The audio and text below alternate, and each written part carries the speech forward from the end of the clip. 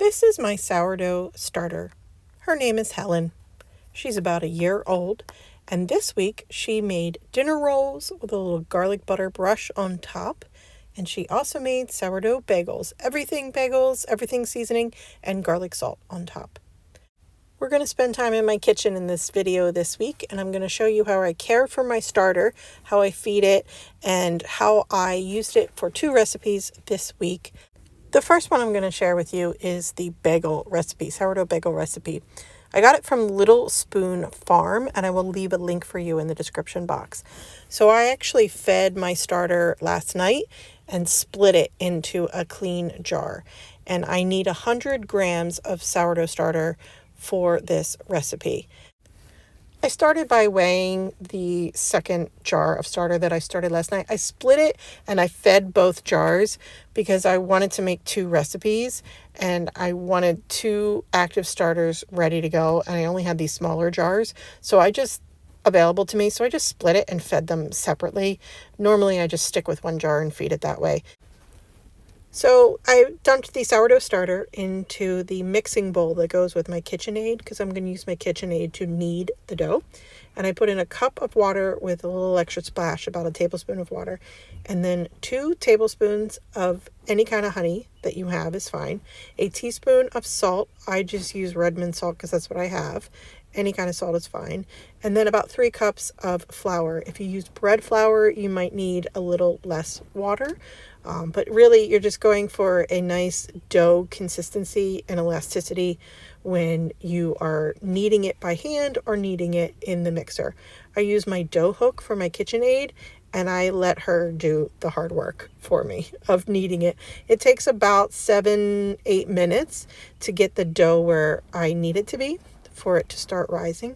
And during that time, I start wiping off the tools that I used for the sourdough, because I try to avoid the sourdough going down the drain as much as possible. So I wipe all those down with paper towels and then put it into the trash.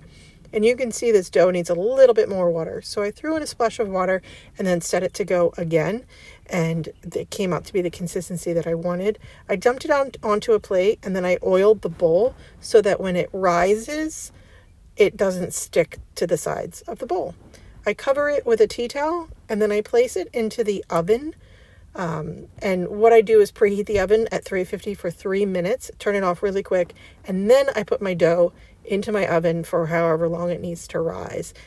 I also turn on the oven light for just a little bit extra warmth, and this dough needs to rise for 8 to 12 hours. So we're going to leave it set there while I make the dinner rolls. The bagels actually will be baked tomorrow, so these dinner rolls will be made today. I put in 2 teaspoons of yeast with 2/3 cup of warm milk, and I use my thermometer to make sure it's not over 100 degrees, because I don't want to kill the yeast. I also don't want to kill my sourdough starter that goes in there, so it does the job that I want it to do. So I make sure that the warm milk is not over 100 degrees. I also do that when I feed my starter. I make sure the water is filtered and not over 100 degrees. But we're going to talk about that later in the video. So I have warm milk, yeast in there. I mixed it together, made sure it bubbled to make sure the yeast is activated. And then I added in the sourdough starter. I needed more than I had. And so I saved a little bit of starter in the bottom of my jar, a little bit of Helen to revive later on today. And it is what it is. So I also added in a teaspoon of cornstarch. And you also need some melted butter, which you need to start first, is really melting that butter, because you also don't want that to be really hot.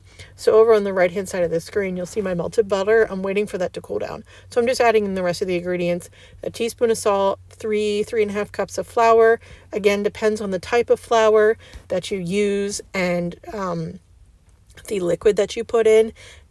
I always go for the consistency and the appearance that I want in the dough, rather than try to stay true to form to the recommended measurements.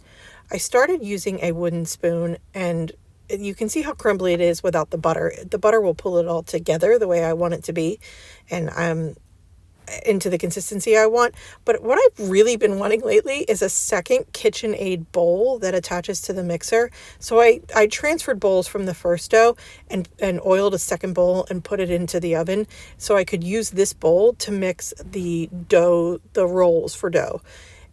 Usually so many times now I've wished for a second bowl, and I really just should do that. Rather than dirtying an extra bowl, an extra ceramic bowl in my oven, but it's fine. It all works out. This dough takes a good 10 minutes of kneading by hand, or about 7-8 minutes with the mixer, the dough hook on the mixer. And you can see how it starts to come together on the slower to medium speed. When I put it at a higher speed, it just doesn't do it. I started off slow and let it really knead in, and then I switched to medium for about 5 minutes. I will leave a link for this recipe as well in the description box below. You'll find links for both of those recipes. I have oiled the second bowl for dough, and with this recipe, I actually roll the dough around in the bowl. So the first thing I do is a good drop of oil and then move it around with the paper towel. And then when I transfer the dough into this bowl, I will move the dough around to soak up some of that oil on the inside of the bowl. So the first dough I just left in the bowl, and it'll just rise up against the sides with the oil there. This dough I have found bakes better when I roll it in the oil inside the bowl before I let it rise. This dough will actually rise for about 4 to 6 hours until it doubles in size. I also cover this one with a tea towel and put it into the oven next to the other one. Dough sat in the oven for about 5 hours, and you can see it's doubled in size mostly. And so I am using what I have. I have 2 bench scrapers, a metal one and a plastic one. And because I have the dough on top of the lid that I'm going to be baking them in, I just use the plastic one, so I didn't cut up the lid. I'm just using what I have because I just want to have less to clean at the end of the day when I'm cooking and baking. So I just generally try to use up or reuse as much as I can. And this lid will be used to seal them closed after they bake. I separate them into even mini doughs, and then I roll them by hand into about kind of like a nice circle. It doesn't have to be perfect. And then I just pop them on parchment paper into a glass tray, and I let them do a second rise. And you can see that they puff up a little bit more. They don't necessarily double on that second rise, but this is after baking them. And again, you'll find the baking instructions in the description box below. And I brushed half of them with a garlic, salt, butter mixture, and they were delicious. I served them with a sausage spaghetti sauce over rigatonis, but really they just ate them for snacks before dinner. Okay, let's talk about my starter. Part of my philosophy is slow, simple, and seasonal, and this spring I want to add in a sourdough recipe for lemon blueberry focaccia recipe that I want to try now that blueberries are coming back into season. And I will need 120 grams of active starter. So that's a good bit of starter, much more than I have in my jar right now. And I will need to feed it probably a good 2 days before I can venture into trying that spring recipe. And you can see right now the rubber band marks where she was when I last fed her. And so what I do is I scrape the bits into a new clean jar when I need to grow more starter for a specific recipe. I scrape every last bit of Helen that I can get into a new clean jar. And this gets a little messy, but here's what I do. I'm sorry I don't measure. I can't give you measurements. Anybody in the sourdough community that really swears by weighing in grams, I just don't do that. I pour in some dark rye, I pour in some flour, and some filtered warm water that is less than 100 degrees. And I just keep balancing the flour and water until I get it to be this consistency that I know it to be. I baked every day for 6 months, the first 6 months of this starter. I didn't put it in the fridge. I baked every day, or I fed it every single day. So I know exactly what I'm going for. I did start out by weighing and following the guidelines that a lot of sourdough experts, which I am not, will give you. And that's how I started. And that's how I learned the consistency that I know that I'm going for. And when it's too dry or too wet, and what I need to add to get the right balance. And my starter goal that I describe every time I feed it is like a thick sort of pancake battery kind of consistency, waffle better kind of consistency. And I just keep adding flour and water, and she rises every single time exactly the way I need her to. And I treated her well the first 6 months. I baked with her all the time, and I fed her every single day. And so now I know exactly how she's going to behave when I get her to that consistency, where it falls off the spoon, but in a slow, drippy kind of way. That's my goal every time. And then I clean up the glass, and I use a rubber band to mark the top of where the starter was, so that I can verify that it did rise. And on occasion in the beginning, it definitely didn't rise. And I learned that I need to pop a lid on the top. It needs to be as airtight as I can get it. And she rises. I also need to stay aware of the temperature in the house, whether the fireplace has been running or the air conditioner. And knowing that, I have found this little spot in my kitchen next to my coffee pot where when I come down in the morning, she rows overnight and I know she's going to be ready for baking. And that's the spot where I keep her now in the kitchen after I have fed her. Now, if I'm not planning on baking, like I'm planning on baking the lemon blueberry focaccia, if I'm not planning on baking it, I feed it and then I put it into the refrigerator for however long. Now, she has spent a couple of days in the fridge. She's spent a week in the fridge before I feed her. And she's even spent 5 months in the refrigerator unfed and brought her out. She had a tiny bit of hooch on the top. I poured out. I discarded half of it, saved about a tablespoon of starter, fed it, and within 3 days she was back to life. So I definitely have learned how to take care of it, and you can see it was about 4.5 hours. She has doubled, and I will feed it again to get even more starter. I won't discard. I'll just keep feeding it so that I have plenty of starter for that lemon blueberry recipe, and then I'll have enough left over to save and put into the refrigerator. So back to the bagels. I actually put the bagel dough from the oven, where it was just resting in a warm place, into the refrigerator overnight. So this is actually the next day. That's called cold proofing if you're new to sourdough. You don't have to cold proof this bagel recipe. You can cold proof it. I always end up needing to because it takes so long for the dough to rise.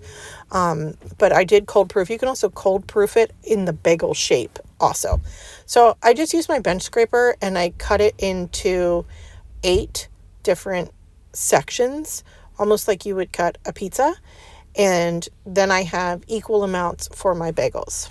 So I just jab my thumbs through the center to force a hole, and then I shape the bagel around the hole and around the outsides, and just try to spread the dough so that it's even throughout, so that it cooks evenly.